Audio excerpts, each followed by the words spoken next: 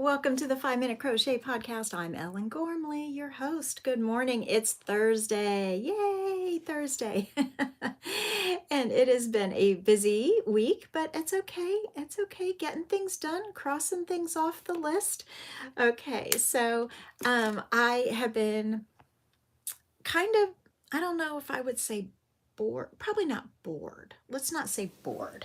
I've been working on my the split Christmas tree skirt that I talked to you about yesterday, which also would be the lovely start, a lovely start to a baby raglan top-down sweater. So you see where I'm going there, don't you? That just occurred to me. I am working on, so I feel so frenzied today.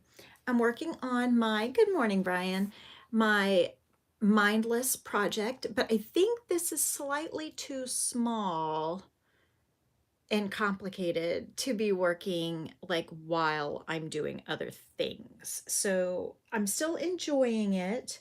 Um, it requires a little bit more brain power at the start and end of the rows, which make it not the ideal project for sitting and listening to meetings. So I may have to come up with another plan for that.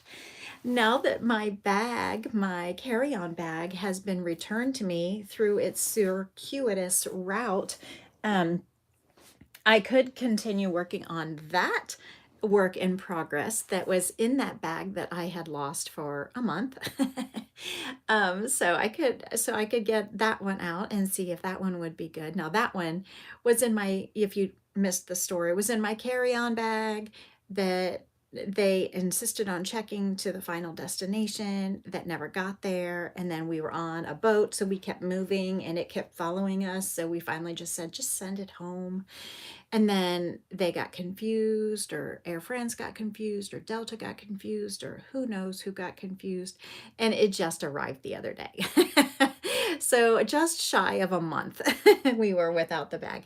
And it came with all of these tags on it that said, rush, rush. It's like, good thing they put a rush on it.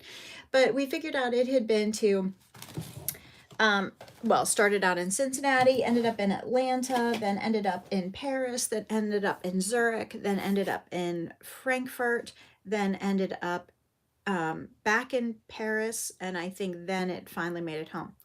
So I think we are, I think I'm going to start another mindless project, and I don't know. This one I might actually already be bored. And don't hate me. don't I don't need any hate, okay? I don't need any hate in my life. Um Somewhere along the line it occurred to me, why don't I knit for my mindless project? I mean, and I know knit is not mindless. I know that. I totally respect it. I am not a good knitter. I can barely do, I can do simple lace if I focus really hard. Call the project from the bag the Endless Tour Project. Boy, isn't that the truth? It has been around the world. It has been around the world. I have a couple projects like that, actually. I'll have to think about that. I have a couple projects that have been with me around the world, or were originated around the world, or were my working project at the time around the world. Anyway, I decided to knit. And then I thought, oh, I'll just find the biggest, bulkiest yarn that I have, and I will knit. And I couldn't find any super bulky yarn in any quantity. So I thought, okay, well, what color blanket would I like to have? And then I thought, oh, I probably should use a color that I have plenty of. But as we all know, here's a secret. If you don't love the color you're working with, you lose interest faster. Anyway, I decided to use this color, the camel color, out of the cheetah blanket wannabe bag and start knitting, which I only had a cable this long. So I'm like, okay, well, my blanket is going to be that long, that wide. And so I squished up as many stitches as I could with my long tail cast on. So I just guesstimated and that's the only cast on I know by heart. So I just cast on. I have no idea how many stitches. So I cast on with the long tail cast on, and I did the first row was all knit. The second row I went ahead and purled, and I did that mostly for stability. And then I have no idea what I'm going to do. I don't know, because I'm kind of already bored. So I don't know if I will just garter stitch this whole blanket, which seems not, I mean, I guess that is the easiest in terms of not looking at it. Um, I could knit and then knit row and then purl row, but wouldn't that shrink it down and I want to get it done faster? Hey, Linda, thumbs up. So like, I don't want to like, I don't know. But the whole point is rhythmic and mindless. That's the point, not necessarily fast. But I would like to have a usable project when I'm done. And I don't know that I'm going to get that out of this. So it might end up being a scarf worked lengthwise.